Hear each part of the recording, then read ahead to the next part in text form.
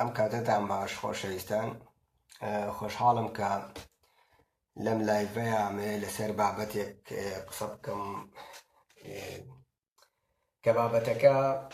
پەیوەندی بە ژیانی هەمومانەوە هەیە، چی وەک کەسێکی بێدین وە چی وەک کەسێکی ئیماندار. پەیوەندی بەوە هەیە کە ئێمە کۆمەڵە کەسانێکین زۆرینەی ئەو شتانەی کە پەنای بۆ ئەبین پەنابردنە بۆ جوێندان قسەکردن قسامێ قسە لەسەر جوێندان بکەم. جوێندان شتێکە کە هەم بە ئیماندارەکانمانەوە هەم بە بێدینەکانمانەوە بەشی سەرەکی پشتی پێ ئەبەستین، بەڵام بەسەوەی کە پشکی شێری بەرکەوتووە لەم جوێندانە خەڵکانی ئیمانداری ئێمن، خەڵکانی ئیمانداری گەلانی ڕۆژهەڵاتین. گەلانی ڕۆژهەڵاتی ئیماندارەکانیان جوێن فرۆشترن لە کەسە بێدینە یا بێ ئیمانەکانیان. ئەگەر ئێمە سێری باگراوندی خۆمان بکەین، باگراوندی ئەم میلەتانە بۆ نمونە کورد بە نمونە وەربگرین، یعنی پێویست بەوە ناکە جارێ هەر بچیتە ناو مناقەشەیەکی جددیەوە، پێویست بەوە ناکە بچیتە ناو باسی دینەوە یا بە هەرچ باسێکی ترەوە. لە سادەترین شتەکانی ئەو کۆمەڵگەیانەی خۆتا تۆ ئاسانتر بۆت دەرەکەوێت. وەرە سیر کە ئەو کەسانەی بۆ نمونە لە یوتیوبە، ئەو کەسانەی لە فەیسبووکە، ئەوانەی کە دێن جوێن ئەدەن، ئەوانە بینەریان زۆرترە وەک لەو کەسانی کە باز لە شتێکی معریفیەکەن. هەمیشە جوێن و جوێندان بابەتێک بووە کە خەڵکی لە دەوری خۆی ڕاکێشاوە، خەڵکی لە دەوری خۆی کۆ کردوێتەوە.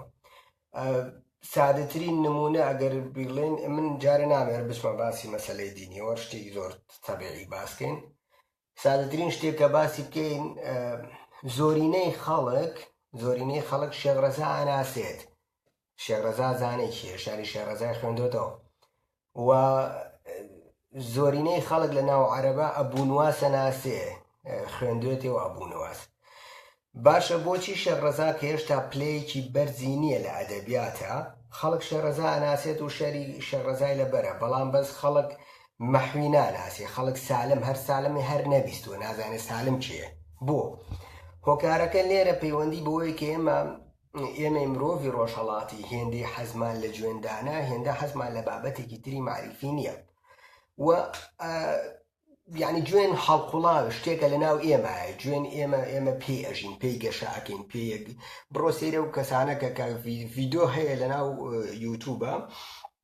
کابرا هیچ ناکا بەس جوێنەدا، بەس تەنیا جوێنەدا. وەرە گوێ لەو جوێنانە بگرە، بە 50,000 کەس سەیری ئەو جوێنەی کردووە. 50,000 کەس سەیری جوێنی کردووە، بە هەزاران خەڵک لایکی کردووە، لایکەوەی کردووە جوێنە شتێکی خۆشە.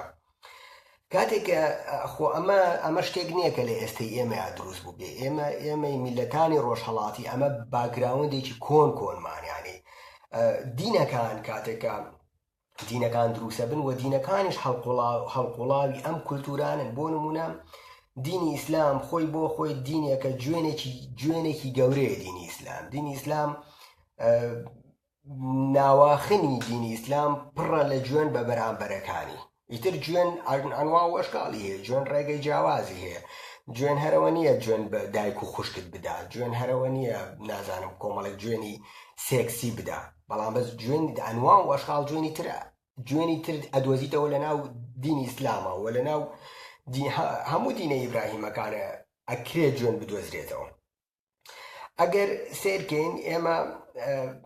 کۆمەڵێک پیج هەن، پیجی ئیسلامین. ئەم پیجانە ئیش و کارێکیان نییە خەریکی جوێندانن، یعنی بەس کابرا هیچ ناکە، بەس جوێنەدا. جوێن ناوە ناتۆرەت لێنە، ڕەنگە بەیانی بێت هەر لەسەر ڤیدیۆی من شتێک دەرکات و دەستکا بە شتێک لێ بدۆزێتەوە، دەستکا بە جوێندان، هەر جوێنت بێت، بەس بۆ جوێنت بێ، باوەیجی تر. لە کاتێکە من ئەمەم بەلاوە ڕەنگە ئەگەر کەسێکی بێدین کەسێک جوێن بدا، نازانم چی بکە، ڕەنگە زۆر جێی هین نەبێ، زۆر ئەگەر بە مەفهومە گشتەکەی سێریگەی ئەکرێ بڵێ ئەمە جێی گلەیی نییە. بۆ لەبەرەوەی موسڵمانەکان بەوە تۆمەتباریەکەن، ئەڵێن ئەمە بێدینە، ئەمە هیچ بەرنامەیەکی نییە بۆی بگەڕێتەوە، ئەمە کەسێکە کە سەر لێ شێواوە، نازانم چییە، کەواتە یعنی تو ئەکرێ ئەمە لێ ڕاببینی کە جوێن ئەدا. بەس موسڵمان هەمیشە شانازی بۆ کاکە خۆی خاوەنی پەیامێکی ئاسمانیە، کە خۆی وەکو خۆی باسی ئەکا ئەڵێ من وەکو تۆ حیوانانە ناژیم، من نازانم چی ئەژیم چی ئەژیم. هەمیشە خۆی لە شوێنێکی بەرزترەوە سێرەکە و خۆی بە خاوەنی ئەخلاق ئەزانێ و خۆی بە خاوەنی پاکترین ئەڵەیە کە وەسفی خۆیانەکەن کە مرۆڤی دەم پاک و داوێن پاک و نازانم چی پاک و چی پاک و چی پاک وی لە ئاخری هەزارەها شتی سیر لەسەر خۆیان ئەڵێن. بەڵام بەس کە لە نەتیجا سیر ئەکەیت ئەم مسلمانانە هەر لە مەلاکەیانەوە، بۆ نمونە لە سەید ئەحمەدەوەی هێنی، لە نازانم مەلاکیەوەی هێنی، هەر لە مەلاکانیانەوە. خۆ ئەمە کولتورێکی هین نییە، کولتورێک نییە بەستەنیا لە ناو کووردا هەبێت، لە ناو هەموو ئەم میلەتانی ترا هەیە. بڕۆ سەیری مەلا عەرەبە کۆنەکان کە ئێستا کەسێکەیە ناوی هینە، ناوی عەبدولحەمید کوشکە، میسریە، دەمێکە مردووە، پێم وابێ 97 شتێکی وا مردووە. عەبدولحەمید کوشک دنیای جوەگری هەبوو، بۆ لەبەر جوان فرۆش بوو. بۆ نمونە لە هینێک لە وتارەکان یا بە هینێوە گوێنی بە مومەسیلە هینەکانەدا، مومەسیلە میسرەکانەدا، بە نوری شەریفێوت ئەنتە وەلا نور و ئابووکە وەلا شەریف، نە خۆت نوریت و نە باوکیش شەریفە. بە عادیما مێوت شعب مصر عازین ئیمام عادل ومش عازین عادل ئیمام. لە شوێنێکی ترا گوێن بە ژنێک ئەدا کە بەس تەنیا پرسیارێکی کردووەڵێ وأنت لا أخلاق لك ولا شرف لك. باشا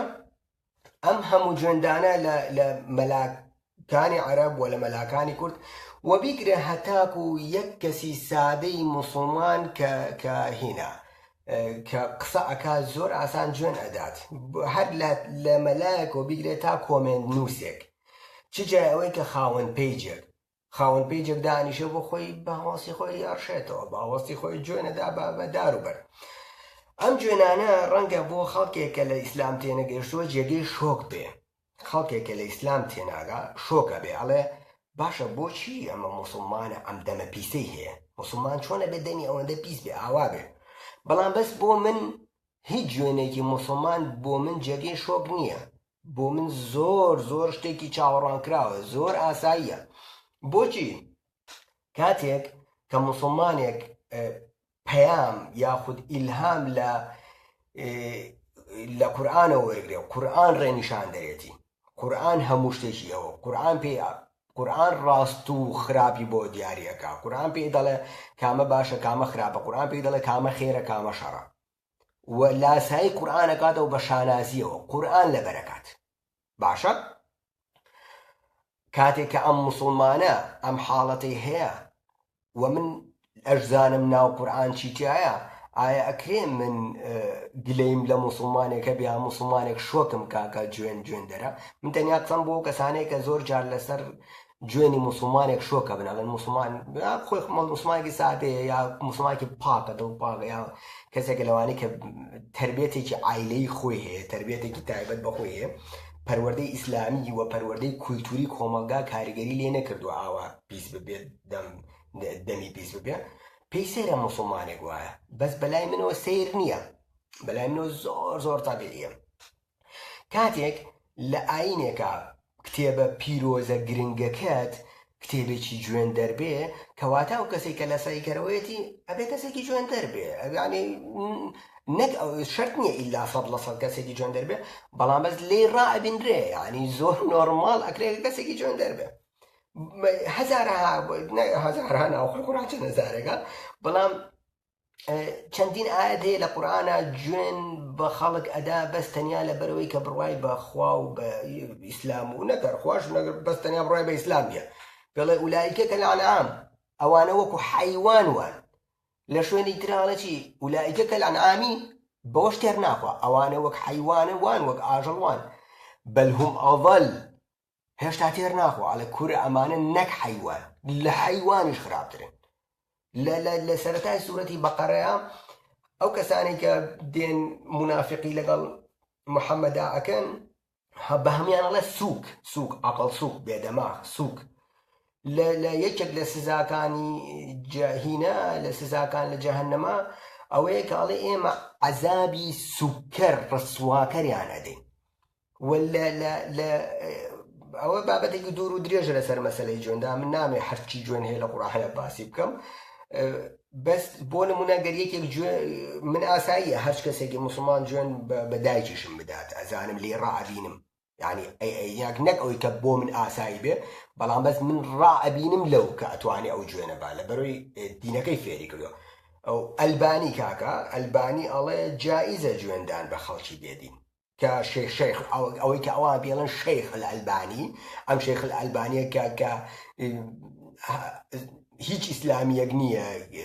دژی بوەستێتەوە هەموو ئیسلامیەکان وەک یەکێک لە باشترین عالم و زاناکانیان سیرەکەن ئەلبانی ئەڵێ جایزە جوێن بە کەسی بێدین بێ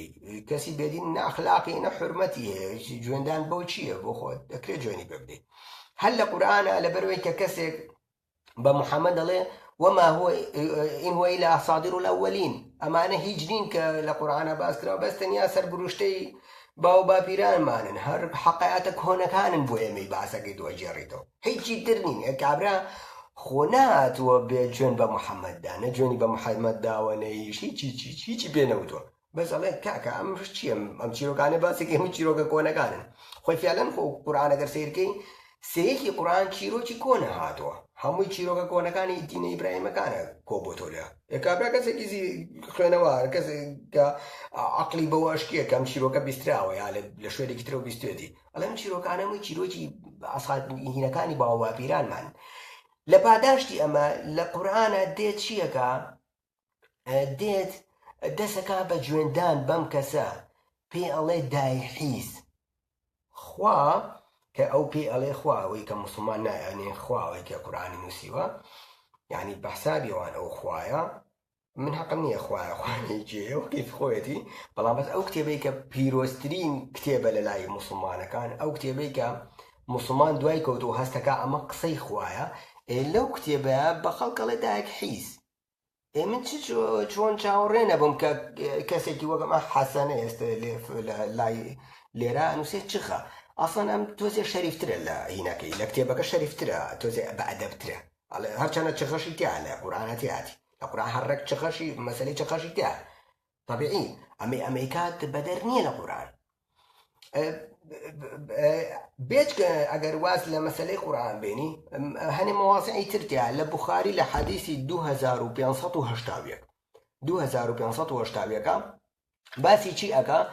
باسی ئەوە کە کەسێک حەدیثەکە بە تەواتی تەقەکەی بیر نییە بەڵام جوێنەکەی ئاخیری ئەبوو بەکرم بیرە ئەبوو بەکر کە جوێن بە کەسەکاڵێ ئەڵێ کوڕە بڕۆ دەمخەرە قیتکەی لاتەوە دەمخەرە قیتکەی لاتەوە جوێنەکان بەم شکڵادەن وە کاتێکە خەڵکێکی تر دێت جوێن دووبارە ئەکاتەوە جوێن ئەداتەوە ئەگەر بێوێت جوێنێکی شەرعی بدا پشتە بەستێتەوە بەم شتانە پشت بەم مۆزوعانە مسلمان خۆی توانم چێتە سەر و حەدیثە کە ئەو وەکر چۆن جوێنی جوێنەدات یعنی ئەمانە هیچی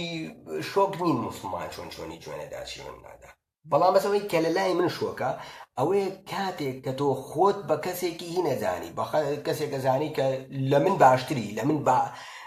ئەخلاقتری لە من چیتری لە من چیتری بەڵام بەس خۆکرێ